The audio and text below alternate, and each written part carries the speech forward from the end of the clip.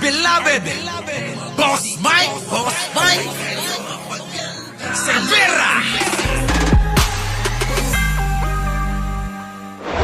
Update sa mga nag-rally na mga kababayan natin para sumuporta kay Digong na isang satanista. Ano na? Pasok! Tatlo sa 20 Pinoy na inaresto dahil Ayan mga kababayan, nagpalaya na po ng 3 sa mga inaresto doon. Saan? Sa Qatar! Kita nyo? Sabi ko sa inyo mga kababayan iba talaga si Presidente, no? Pero inyo mga kababayan, nagrarally sila pero ang nangyayari, ang hingi ng tulong kay Pangulo, pero gusto nila pabagsakin si Pangulong Bongbong. Ay nakakita ng ganyan mga kababayan. Di ba? Nasisilaw kasi ito.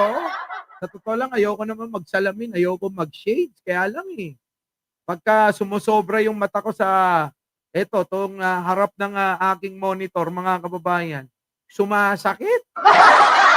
Mga kababayan, ayan na! Ano na? Tuloy! inalaya na ang 3 sa 20 Pinoy na inaresto dahil sa pagsasagawa ng rally sa ika-80 kaarawan ni dating Pangulong Rodrigo Duterte. Napag-alaman kasing minor de edad sila kaya't pinakawalan agad. Pero sa ngayon, hawak pa rin daw ng mga pulis ang higit 100 o 112 ng mga Pilipino. Yawn, mga kababayan, ganun pa rin. Laban kasi sa batas ng Qatar ang pagsasagawa ng rally ng walang permit. Paglilinaw naman ng DFA, hindi embahada ng Pilipinas ang nagpa-aresto sa mga Pinoy sa pro-Duterte rally. Siyempre, ibinibintang na naman ng mga DDS yan. Pinahuli daw ng gobyerno natin, ng embahada natin doon sa Qatar, etong mga DDS na to. Pero ninyo mga kababayan, gagawa sila ng kalokohan kapag ka nadiskaril, kapag ka sila nabulilyaso mga kababayan, abay, ibibintang na naman sa gobyerno, samantalang sila naman na may gawa ng kalokohan. Gagawa-gawa kayo ng kalokohan, tapos ibibintang nyo sa gobyerno. Tapos hihingi rin naman kayo ng tulong dito. Walang niya talaga itong mga DDS na to, mga kababayan. Walang niya talaga.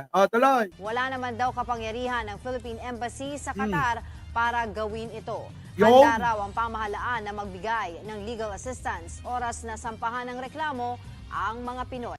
Ayan, mga kababayan, maliwanag ha. Wala ang ating embahada doon, mga kababayan ha. OFW TV ay tiyang sa inyo pong lahat, pakibati na sa sarili nyo. Magbatian kayo ha. Di ba mga kababayan? Ngayon, abay sinisisi ang gobyerno, wala naman palang palang kapangyarihan na magsagawa ng ganon. Ang embahada na sila manguna para magpahuli ng mga kung sino man yung mga nagrarally. Paano naman kasi mga kamag-anak din? Abay mga pinagpo-post pa rin yung kanilang mga litrado habang nagsasagawa ng mga rally nila. Pinahamak din sila ng kanilang mga kamag-anakan, mga kababayan. Plastic. So ngayon, mga kababayan, eto na. Puntan naman natin ito. So, alam nyo talagang malupit itong mga ito. Eto mga kababayan, panoorin nyo to. Mukhang ayoko naman sabihin kinakarma. Diba mga kababayan? Ano yan, Boss Mike? Ano yan? Pasok. Ano to? Si Mayor Trillanes pala to. Pinagkaguluhan sa isang meeting de avance. Mayor!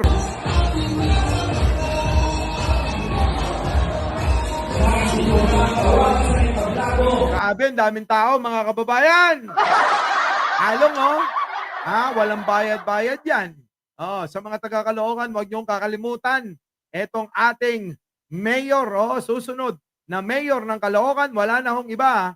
Kung hindi, sino pa? Siyempre, mga kababayan. Mayor Trillanes lang. Ano po? Eto na. Nasaan na yun? Ito, Boss Mike. Iba yan. Pasok! Kulong ako 2 beses. Magbabago ka sa loob ng kulungan. Sana wag mo masamain ito. Kailangan ng kaluluwa mo na magbago. Oo naman, eh, sabi ko nga, eh, baka makapagnilay-nilay na, mga kababayan, si Digong at maisip niya na lahat yung kasalanan niya at biglang magsisi at, kusa ng magpatiwakal, ano? At pagka kusa ng nagpatiwakal, eh, di tapos na. Wala ng problema, 'di ba? Siya mismo, oh, siya na mismo kumitil sa sarili niya. Oh, 'di ba, Father? Oh, pakinggan natin si Father. Oh, Father, eh, kayo ba, eh, kayo ba'y susuporta sa isang, mamamatay tao, sa isang masamang tao, sa isang, nanggagahasa? Father? Oh, alamin natin kay Father kung, susuporta kay Digong. Pasok, Father. President Duterte, nakulong ako 2 beses. Magbabago ka sa loob ng kulungan.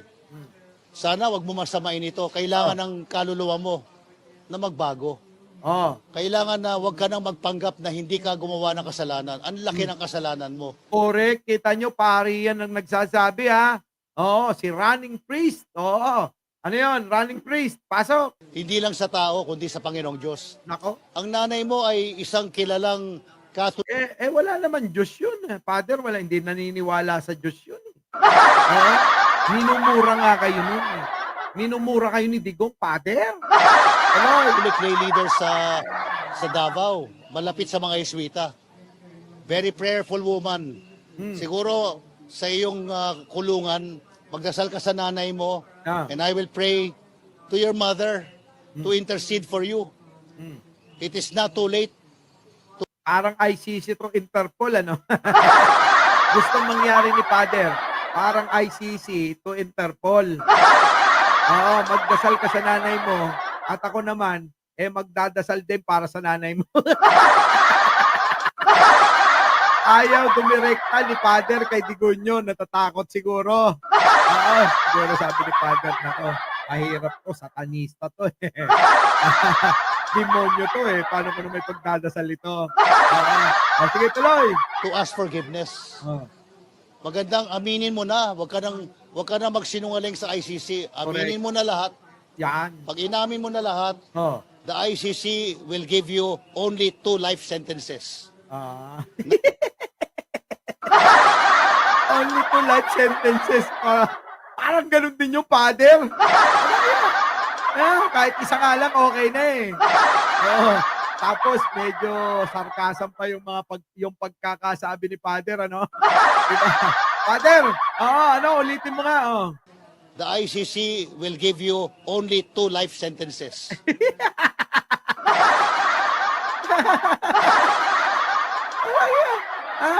Bakit 2 lang? Dapat ba ilan, Father?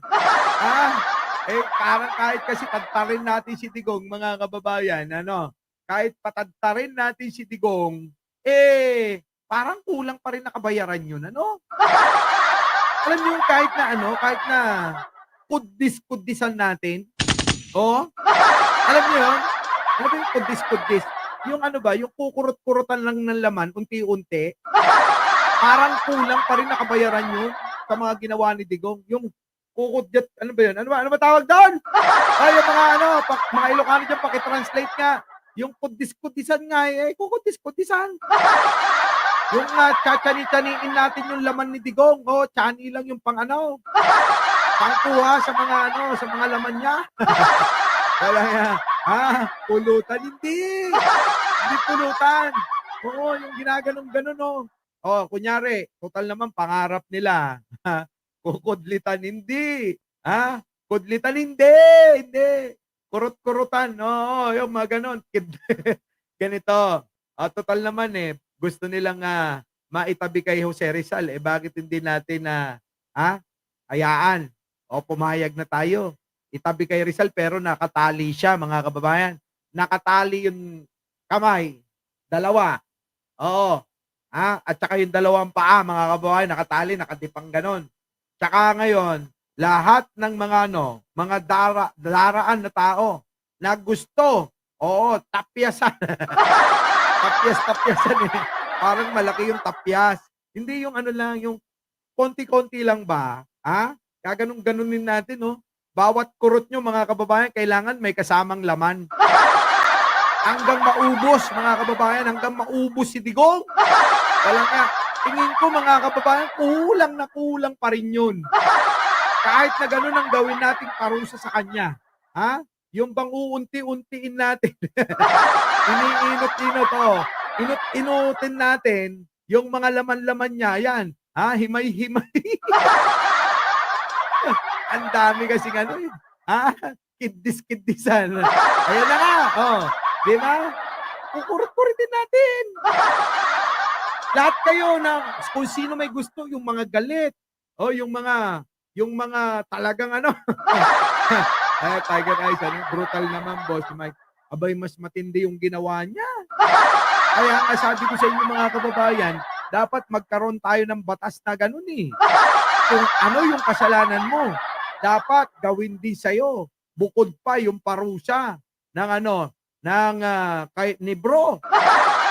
Bang unti-unti natin ganun. Grabe mga kababayan, sigurado. Oo, solve na. Lahat ng mga pamilya, unahin natin siyempre mga pamilya ng biktima. Di ba? Mga pamilya ng biniktima sa War on Drugs Titigong, sa EJK. Kayo mauna, pila mga kababayan. Siguro yung mga biktima, no? Ang uunahin nila yung mata ni Digong. Yung mata dudukutin nila, mga kababayan. Grabe yan. Sigurado ako dyan. Tapos yung iba naman, mga kababayan, siguro, habang tumutulo yung dugo sa mukha, sasampalin pa ng gano'n. Diba, no? Dapat maranasan niya yung ginawa niya na panglalapastangan, pambababoy, at kawalangyaan sa mga kababayan natin. Tandaan nyo, meron pang mga minasakir yan, buong pamilya. Yung mga kamag-anakan ninyo, yun, ang pumunta at pumila. Diba? Diba, Father? Pwede ba yun? Tuloy. Not 5, not 10. 2 life sentences lang. Pero mas may kapatawaran, mas may pag-unawa ang tao sa isang nagpapakumbaba at umaamin na may kasalanan ako. Ako ay humingi ng tawad dahil nagpapatay ako ng libo-libong kapwa Pilipino ko. Yun, kita nyo? Kaso wala na, hindi na may babalik po yung mga buhay na nawala. No po, wala na ho eh. Kaya mga kababayan, alam nyo, kapag ka nawala na ho, wala na, hindi na ho may babalik. Pag namatay na, patay na. Hindi na ho mabubuhay pa. Diba? But okay lang sana kung sige Bol, sabihin niya, sige, para hindi ho kayo magalit, para mapatawad nyo na ho si Digong, lahat ng mga pinatay niya ay bubuhayin ko. Kung kayang gawin ni Tibuloy yun, mga kababayan. Kaso, yung sarili niya hindi niya matulungan. Dahil di sa kaso ng panggagahasa, mga kababayan. Kita nyo? Dahil di sa kaso ng kamanyakan, si Kibuloy, hindi niya rin matulungan yung sarili niya.